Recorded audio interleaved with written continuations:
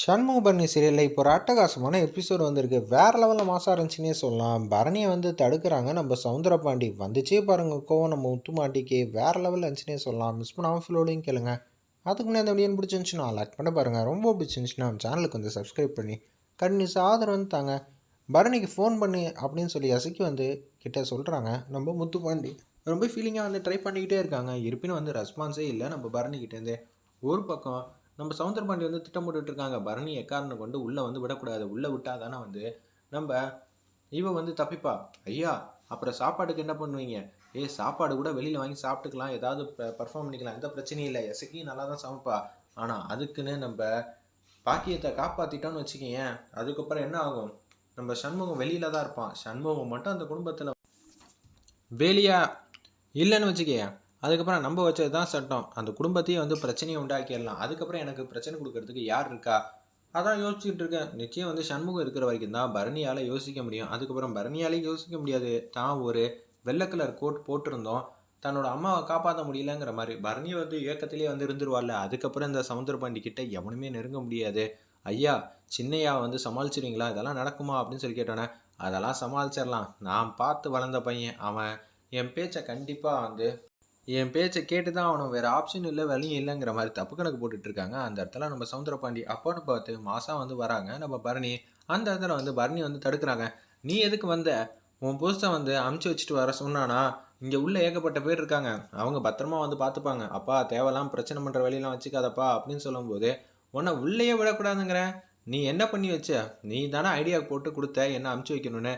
கடைசியில் பார்த்தியா ஏன் பொண்டாட்டி எனக்காக வந்து இவ்வளோ பெரிய தியாகத்தை வந்து செஞ்சுட்டு இருக்கான். ஆனால் நீ என்னடி செஞ்சு கிழிச்ச அப்படின்னு சொல்லி கண்ணா அப்படின்னு திட்டுறாங்க. அம்மா அம்மான்னு கத்துறாங்க. அந்த இடத்துல வெளியில் வந்து பரணியோட வாய்ஸ் வந்து கேட்குது. மாமா வந்து தடுக்கிறாருன்னு நினைக்கிறாங்க அப்படின்னு சொல்லி எஸ்சிக்கு பார்த்துட்டு வந்து சொல்கிறாங்க. என்னது அப்பா தடுக்கிறாரா அப்படின்னு நம்ம முத்துப்பாண்டி வந்து வந்துட்டு இருக்காங்க. சிவபாலன் வந்து பர்ஃபார்ம் பண்ணுறாங்க. அப்பா தேவையில்லாம பிரச்சனை பண்ணிட்டு இருக்காத, உள்ளுக்குள்ளே யாருமே இல்லை. என்னது உள்ளுக்குள்ளே யாருமே இல்லையா? நான் போனாதான் ஏதாவது ஒன்று பண்ண முடியும். தயவு செஞ்சு விடுங்கப்பா. இந்த நேரத்துலையும் வந்து நீங்கள் பழி வாங்கணும் குணத்தில் வந்து இருக்காதீங்க.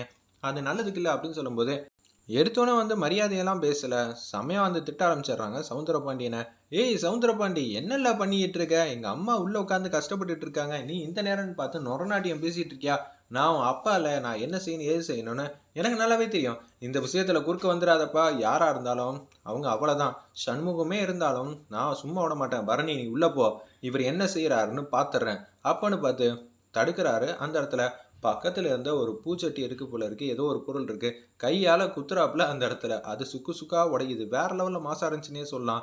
ஐயா மரியாதையாக வந்து கையெடுத்துருங்க. சனியா இன்னும் ஒரு 5 செகண்டுக்குள்ள இவர் மரியாதையாக இங்கேருந்து போயிடணும். என் கண்ணு முன்னாடி நின்னாருன்னா அவ்வளோதான். பரணி உள்ளே போ அப்படின்னு சொல்லி செம்மையாக வந்து கத்தனோன்னே சூப்பராக மாதம் வந்து பரணி வந்து உள்ளே போயிட்டு இருக்காங்க. நீங்கள் வெயிட் பண்ணுங்கள், நான் எதுவாக இருந்தாலும் பார்த்துட்டு சொல்கிறேன்னு சொல்லி அந்த ரூம்குள்ளே வந்து கூட்டிகிட்டு போகிறாங்க. அந்த இடத்துல எங்கள் இதுக்குள்ளே வந்து நீங்கள்லாம் வந்து போவே கூடாதுன்னு அங்கே இருக்கிற ஒருத்தவங்க வந்து சொல்கிறாங்க. டேய் என்னெல்லாம் நினச்சிக்கிட்டு இருக்க? நான் உன்னை அடித்தேன்னு வச்சுக்கேன் என்ன ஆகும் தெரியுமில்ல அப்படின்னு சொல்லும்போது, சார் நீங்கள் எங்கே வேணாலும் போகலாம் சார், எனக்கு எந்த பிரச்சனையும் இல்லை சார் அப்படின்னு சொல்லிட்டானே. பரணி மட்டும் உள்ளே கூட்டிகிட்டு போகிறாங்க. கூட 2 அசிஸ்டண்ட்டையும் கூட்டிகிட்டு போயிட்டுருக்காங்க. அந்த இடத்துல வந்து பரணி வந்து பத்திரமா வந்து அவங்க அம்மா வந்து பார்த்துட்டு இருக்கிற மாதிரி காட்டுறாங்க. ஒரு பக்கம் என்ன நடக்க போகுது ஏது நடக்க போகுதுன்னு தெரியலையே அப்படின்னு சொல்லி ஃபீலிங்காக வந்து இருக்காங்க. பாத்தியா இல்லை நான் தூக்கி வளர்த்த பையன், ஆனால் என்னையே வந்து எதிர்த்து பேசுகிறான் அவனோட அம்மாக்காக. இதை எங்கே கொண்டு போய் தலையில் அடிச்சுக்கிறதுன்னு தெரியவே இல்லை.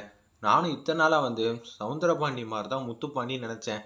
அவர் உண்மையிலே பாசக்காரராக இருக்காருன்னு தெரியவே இல்லை. சண்முகம் வச்சிருக்கிற பாசத்தோட முத்துப்பாண்டி வச்சிருக்கிற பாசம் தான் ரொம்ப அளவுக்கு அதிகமாக இருக்குங்கிற மாதிரி யோசிச்சுட்டு இருக்காங்க. பரணி உள்ளே இருக்காளே என்ன செய்ய போகிறான்னு தெரிலங்கிற மாதிரி அழுதுகிட்டு இருக்காங்க. எஸ்கி பக்கத்தில் உட்காந்து ஆறுதல் சொல்லிட்டு இருக்காங்க. நீங்கள் கவலைப்படாதீங்க, நிச்சயம் வந்து பரணி வந்து காப்பாற்றிடுவாங்க. பாசிட்டிவாக வந்து யோசிங்க. எங்கள் அம்மாவுக்கு இது மாதிரிலாம் ஆகும் நான் கனவுல கூட நினச்சி பார்க்கல. எனக்கு வேதனையாக இருக்குது தெரியுமா? எங்கள் அம்மா சின்னதாக வந்து நான் பசி தாங்க மாட்டேன்னு சொல்லிட்டு வேலைக்கு சாப்பாடெலாம் ஊட்டி விடுவாங்க. நான் அடம் பிடிப்பேன். அதெல்லாம் எவ்வளோ பெரிய கண்குள்ளா காட்சி. இப்போ எங்கள் அம்மா என் கண்ணு முன்னாடியே இது மாதிரிலாம் இருக்காங்களேன்னு சொல்லி வேதனையோடு இருக்காங்க. நம்ம முத்துப்பாண்டி எசைக்கும் அவங்களுக்கும் சின்னதாக ஒரு பாண்டிங் வர மாதிரி காட்டுறாங்க. ஒரு பக்கம் வைகுண்டம் வந்து கண்ணா அப்படின்னா திட்டுறாங்க. என்னல ஆத்திரக்காரனுக்கு முத்தி மட்டுன்னு சொல்லுவாங்க. அது உன் விஷயத்துலையும் கரெக்டாக தான் போச்சு. அமைதியாயிருன்னு சொன்னல. நீ தானப்பா வந்து சொல்லிவிட்ட கனவுல இது மாதிரி வந்துச்சுன்னு. டேய் அதுக்குன்னு இது மாதிரி இடம் பண்ணுவ? உனக்குன்னு எதிர்காலம் இருக்குது. இப்போ பாக்கியம் போயிட்டா என்னெல்லாம் பண்ணுவா? சூடாமணி கூட நீயும் போய் உட்காந்துப்பியா? இப்போ என்னெல்லாம் பண்ண முடியும் நம்ம குடும்பத்தை? எனக்கு என்ன சொல்கிறதுனே தெரியல அப்படின்னு சொல்லும்போது அப்பா அத்தைக்கு எதுவும் ஆகாதுப்பா, என் முருகன் என்னை கைவிட்டுற மாட்டான் அப்படின்னு சொல்கிறாங்க அந்த இடத்துல நம்ம சண்முகம். சொல்லி முடிச்சோன்னே அடுத்த நொடி வந்து சண்முகங்கிற மாதிரி கத்துறாங்க அந்த இடத்துல நம்ம சூடாமணி. ஏதோ ஒரு விஷயம் வந்து தப்பாக நடந்திருக்குன்னு அவங்களுக்கு வந்து கண்கூட வந்து தெரியுது போல இருக்கு. முருகன் வந்து காட்டிட்டாங்க அந்த இடத்துல. ஏதோ ஒரு விஷயம் தப்பாக நடக்குது. கடவுளே முருகா, நீ எதுக்காக எனக்கு இது மாதிரி ஒரு கனவு காட்டினன்னு எனக்கு தெரியவே இல்லை. சண்முகத்துக்கு ஏதோ பிரச்சனையாகிற மாதிரி தெரிஞ்சிச்சு. சண்முகம் எனக்கு பதிலாக இங்கே வந்துடுறான். நான் வெளியில் போகிற மாதிரி கனவு கண்டனே, இது அப்படியெல்லாம் நடக்கக்கூடாது. என் குடும்பத்தை நீ தான்ப்பா காப்பாற்றணும். அவன் காலகாலத்துக்கு நிம்மதியாக சந்தோஷமாக இருக்கணும். இது மாதிரி பிரச்சனை சண்முகமும் என் குடும்பமும் மாட்டிக்கவே கூடாதுங்கிற மாதிரி தான் சூப்பராக வந்து யோசிச்சுட்டு இருக்காங்க அந்த இடத்துல சூடாமணி. ஒரு பக்கம் பரணி வந்து பத்திரமா வந்து பார்த்துக்கிட்டு இருக்கிறப்ப சிவபாலன், எசக்கி, முத்துப்பாண்டி எல்லாரும் வந்து ஃபீலிங்காக வந்து அழுதுகிட்டு இருக்காங்க. என்ன செய்யணும்னு தெரியாமல் அப்படியே நிற்கிற மாதிரி காட்டுறாங்க. வேற லெவலில் இருந்துச்சுன்னே சொல்லலாம். மிஸ் பண்ணாமல் பாருங்கள்.